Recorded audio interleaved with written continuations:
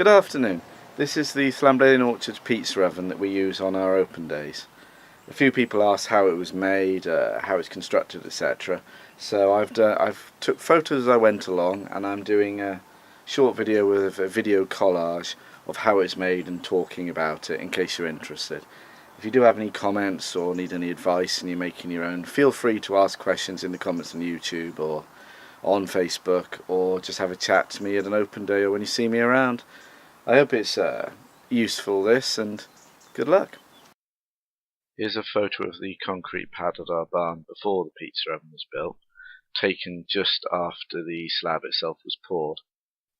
The first step was to build the base for the pizza oven. As you can see here, it's built out of breeze blocks, and we also built a retaining wall at the back of the pad. We tied the wall onto the barn here just using steel angle brackets that were essentially hid in the mortar joints. You can't see it's done, but it was just to give the wall a bit more support there. We were building the pizza oven in March 2018. As you can see here, we had to stop the build because of the heavy snow showers. Still, good excuse to have a cider break, I think. Okay, the walls are up now. As you can see, we're 4 blocks high for the walls for the pizza oven, and for where the doorway is on the front, we're using a concrete lintel, just a standard one from a builder's merchant essentially, to bridge the gap. Now, strongly I would advise, don't do this. What you should do here is you should build essentially a wooden frame to support the piece of wood that's used as the base for the concrete slab you're pouring in situ. I was saving money and time, and I used a whole pile of scrap wood as props just to prop the whole thing up. It worked fine, but just don't do this. Don't save money like I did. Just do the job properly. Okay, here we are pouring the concrete slab that is the base to the pizza oven. It's not hard to do yourself. You just need to hire a cement mix for the day and mix it up, and make sure you properly tamp it down to get the air bubbles out of the mix. Okay, we waited around 7 days for the concrete slab to harden, and the next job is to put the insulating concrete slab on top. For this I used a 5-to-1 mix of perlite to cement. In all honesty, I wouldn't do this again. The problem with the insulating concrete is it's essentially very porous to water. Because the pizza oven has to stay completely dry, yet you've essentially got a giant sponge under it. So if your render fails at all, if there's even a tiny crack in there, through capillary action, the water will just end up down into this lovely sponge and then cause you no end of problems.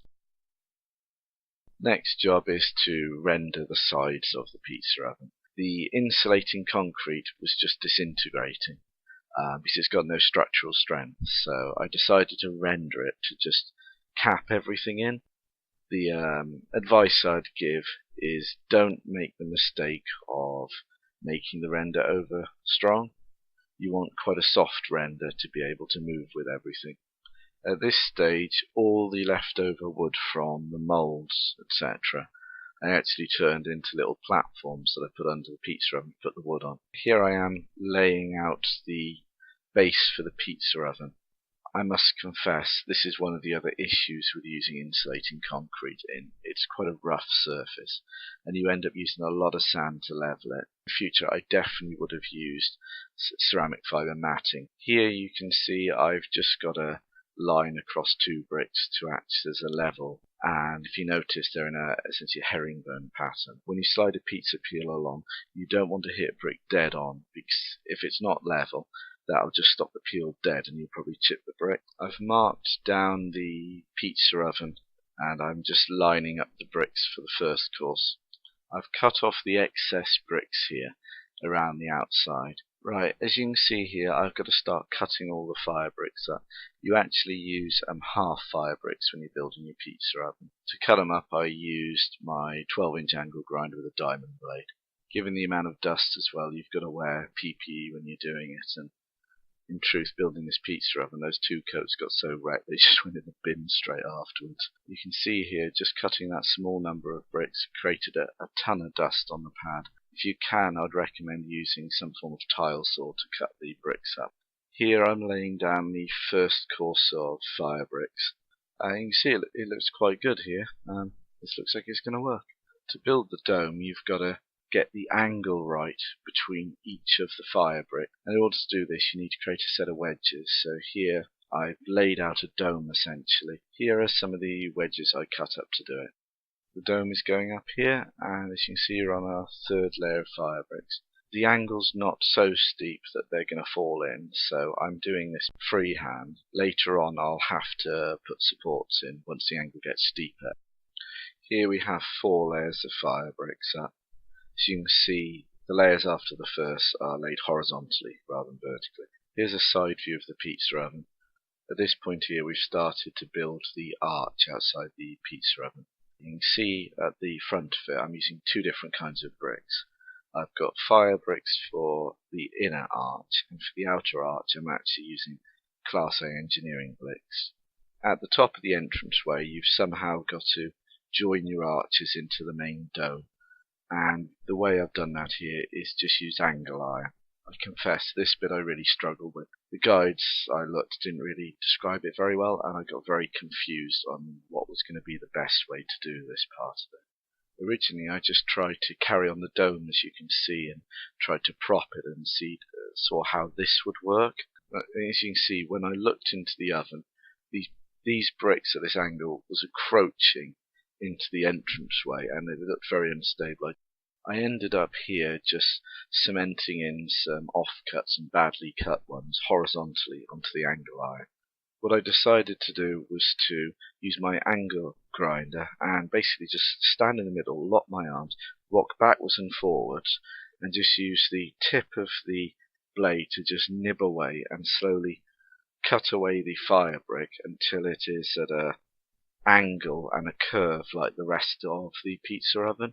From the final picture here, you can see I actually got the curve fairly well on it.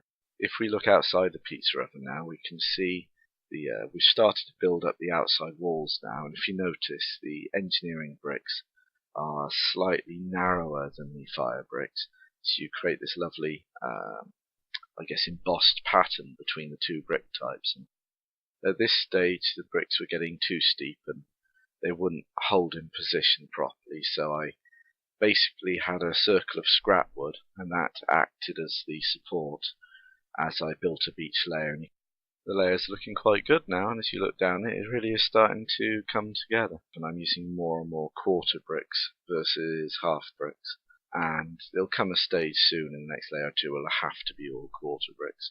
And in truth, I probably should have switched between halves and quarters earlier, because if you think about it, with a quarter brick you can handle a tighter turn more easily, whereas the half bricks mean you end up with very large mortar joints, which is obviously not as strong.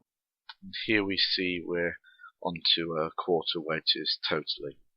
As I said, I probably should have done this on the layer before as well, but once I switched to the quarter wedges, the mortar gaps radically reduced, so it does add strength to it, but at the same time it was an awful lot more fire bricks to cut, so yin and yang, I guess. Now as we're right at the top, we're having to switch to triangular wedges. Here is the triangular layer.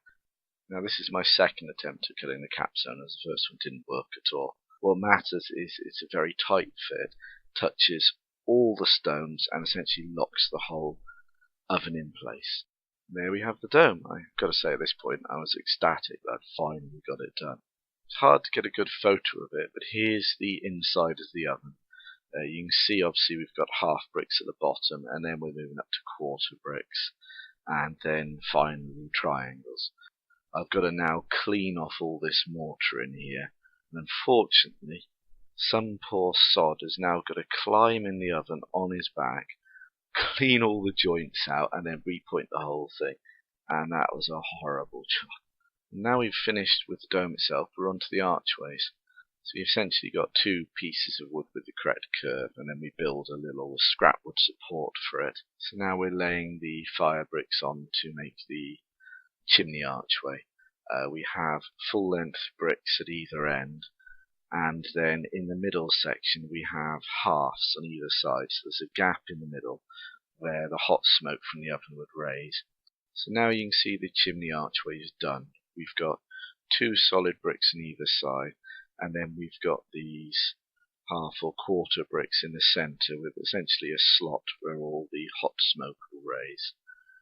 As you can see here, we're essentially building a mould, and I'm just going to pour heat-proof concrete into there.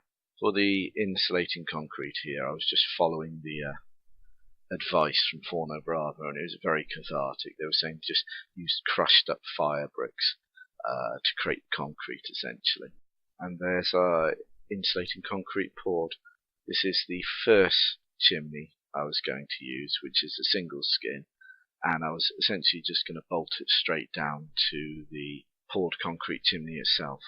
I thought about it afterwards, and I decided a single skin would be too dangerous. If a member of the public touched it, it would be red hot and their hand would just burn onto it, and it would be a health and safety disaster. So I actually used a double skin chimney instead. And here's the chimney archway from the inside. Now we need to do the outer archway, and the angle is slightly different on this than the inner one, so I had to recut the wooden mould. I decided I wanted 2 archways on there because I'd seen one of the Forno Bravo ovens, and I like the look where you look into the oven, and you've obviously got the outside arch, but you see another recessed archway in there.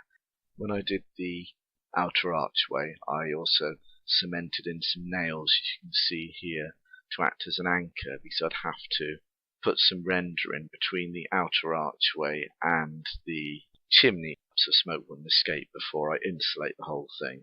And here's a view inside where you can see the outer higher archway, and then it reveals this inner chimney archway, and I do like the look of it. To insulate the oven, I used a mixture of ceramic fibre matting and the insulating concrete again.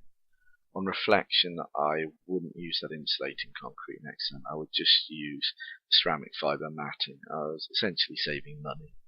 Finally here, I'm rendering over the insulating concrete, and I'm using waterproof render again. And here's the finished oven floated. I basically floated the render coat just using a big car sponge. I left the oven then to dry for about 7 to 10 days, and afterwards I put a small electric heater in there just to pump heat in. After a week then I started doing small fires in there for another week. Started with a really little fire and slowly built up over time. Here you can see I've got my new insulating chimney, so I need to figure out how I'm going to fit this now. The idea behind this is these chimney pieces are removable, so I've got a very small chimney piece right on the pizza oven, and then I attach the chimney itself. So in winter I can just unbolt the whole chimney and put a tarp over the whole thing. Using my drill, I essentially cut a circle out, and it's glued in place with some of the epoxy resin based fireproof cement. Now you see the finished oven on the first year, and when we flip over to the second photo you can see I've put the second chimney piece on to make the drawer better, and I've painted it to bridge essentially any cracks in the render, and that's made it quite a bit more waterproof. What I did do on the second year as well is I rendered the rear of the breeze block wall behind the pizza oven, as that's the west facing wall. And a lot of water was essentially over winter driving into that wall, soaking through the breeze blocks, and then just ending up underneath the pizza oven. And there was about 3 inches of water in there at the end of the winter. And I have to say I'm very pleased with the pizza oven, how it turned out.